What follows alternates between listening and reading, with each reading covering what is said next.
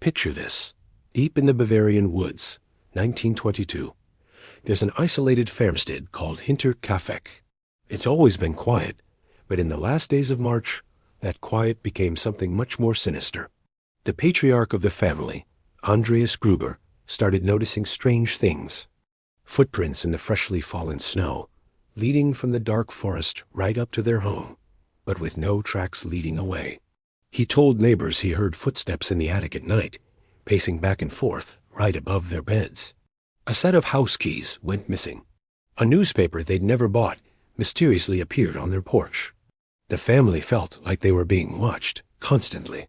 On March 31st, a new maid, Maria Baumgartner, arrived for her very first day of work. It would also be her last.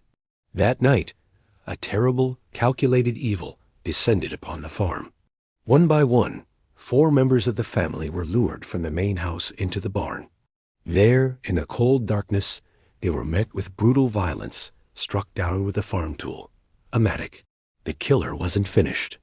They moved silently back into the house, and with the same horrifying weapon, they took the life of the family's youngest, a 2-year-old boy in his cot, and then the new maid in her own bed. 6 people, their lives extinguished in a single terrifying night. But the murders, as horrific as they were, aren't even the most chilling part of the Hinterkaifeck story. It's what happened after. For nearly a week, the farm seemed alive. Neighbors saw smoke curling from the chimney. Someone was feeding the cattle and the other livestock. Food was being eaten from the kitchen. The killer didn't just murder the entire family. They stayed.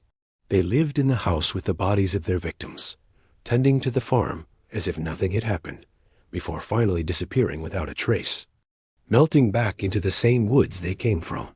When the horrific discovery was finally made days later, the snow had melted, washing away any footprints and any potential answers. Over 100 suspects were investigated over the years, but no one was ever charged. To this day, more than a century later, the case remains one of Germany's most famous unsolved mysteries. The ghost of Hinterkaifeck, it seems, is still out there, waiting in the woods.